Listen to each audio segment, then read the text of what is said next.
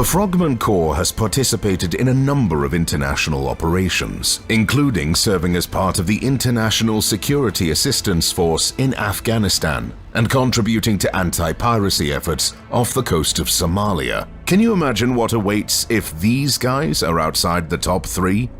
Number 3. GIGN, France. The Groupe d'Intervention de la Gendarmerie Nationale, GIGN, is a special operations force within the French Gendarmerie. The unit comprises approximately 400 highly trained personnel, specializing in counter-terrorism, hostage rescue, and other high-risk operations. As you can imagine, those are not the typical French stereotype of smoking cigarettes and handling a baguette. Much more commonly, they hold an HK-416 assault rifle, Sig Sauer P226 pistol, or the FR-F2 sniper rifle. To get there, though, these elite units go through one truly soul-crushing recruitment and training process. For starters, candidates must swim 50 meters with their hands and feet tied up. The task was designed to weed out the weak at the start, and unsurprisingly, about 50% of all candidates actually need saving. Next is the 5-mile run with a 44-pound backpack. Those who finish in the time frame continue the torture with some high-demanding physical and mental challenges, like walking on a 65-foot-high unstable plank while being submitted to cross-examination by 2 drill instructors. That's nothing, though, compared to the trust shot. In this exercise, the trainee is dressed in body armor and hangs a clay disc from their neck right in front of their chest. The kicker is that another candidate must shoot the disc. Somehow, this should promote trust. However, I'm not sure how you can trust a man who shoots you in the chest. About 90% of the remaining candidates refuse to take part in this challenge. So obviously the GIGN are looking for the most insane people to join their ranks. As you can imagine, they are not tasked with protecting Macron from protesters. Some of their most famous operations include rescuing passengers on Air France Flight 8969 in 1994, the return of French hostages in Yemen in 2010, and the capture of terrorists responsible for the 2015 Charlie Hebdo shooting. With a portfolio like this, it's hard to believe there are special forces more badass than this one, but of course there is. Number 2. Delta Force, USA.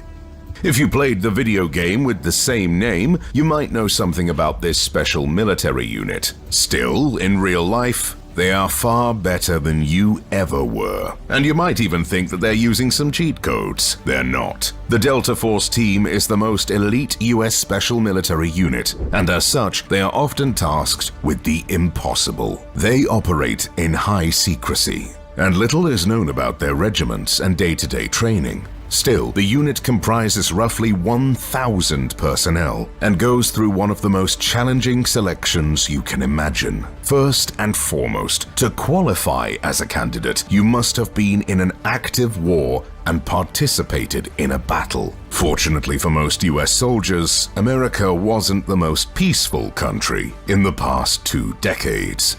So eligibility is not such a high problem. Getting through the first stage, however, is. To become part of this specialized unit, you need to be an expert in demolition, firearms, and navigation. Still, over the training course, these skills will be enhanced significantly. While the exercises themselves are kept top secret, they are designed to break a person's spirit and will to live. Some sources claim that candidates are left to sleep as little as 3 to 4 hours a night for weeks, while at the same time pushed beyond their limit with vigorous physical and endurance training. Only about 5% of all candidates finish this nightmare of training. As you can imagine, such a secretive special force is not often in the headlines. Still, they are well known for their role in taking over Panama in 1989 after a hostage situation. Moreover, they were tasked with capturing Saddam Hussein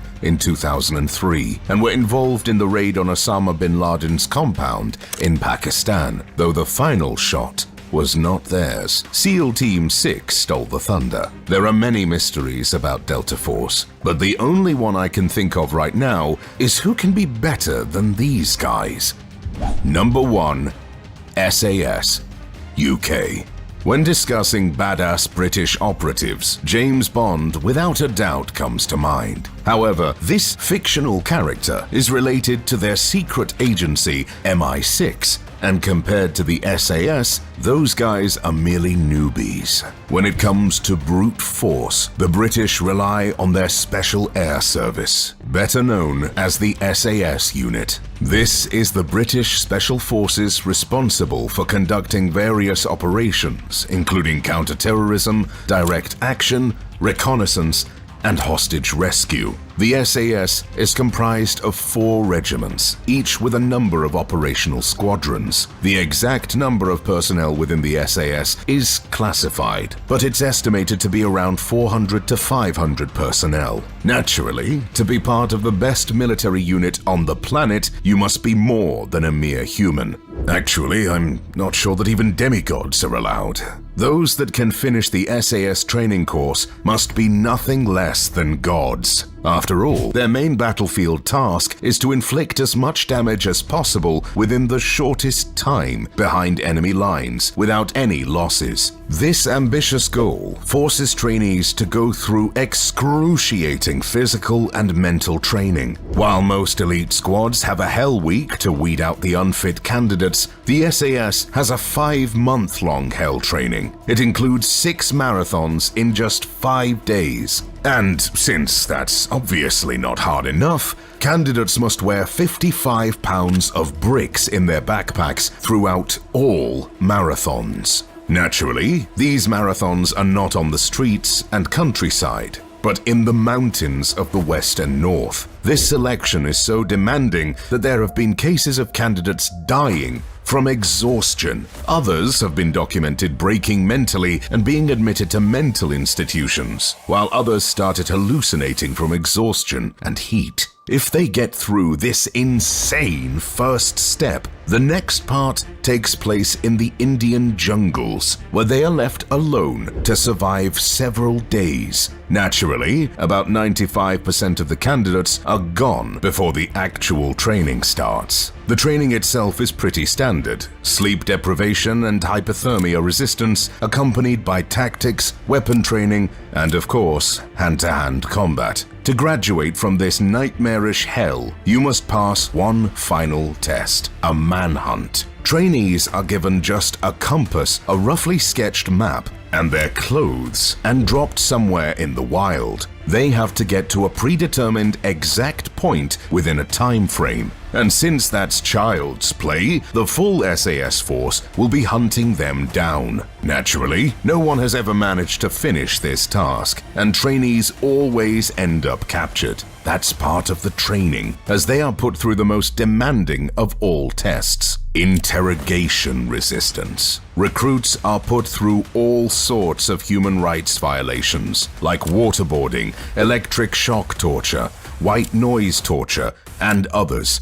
They are held in such conditions without food for about a week. As you can imagine, only about 1% of all who enter this torture chamber manage to finish the training. Most recruitment campaigns end without new SAS operatives, as all candidates fail to complete the interrogation resistance training. With such a recruitment process, it's no wonder that most SAS operations end up with the unit eliminating 20 to 30 times bigger armies without losing a single operative. The SAS has been involved in a number of high-profile operations, including the Iranian embassy siege in London in 1980, the Gulf War in 1991, and the war in Afghanistan. One of the SAS's most famous operations was Operation Nimrod in 1980, which involved the rescue of hostages from the Iranian embassy in London. So, with such highly skilled units, how do world leaders protect themselves against them? Let's find out with the video to your left.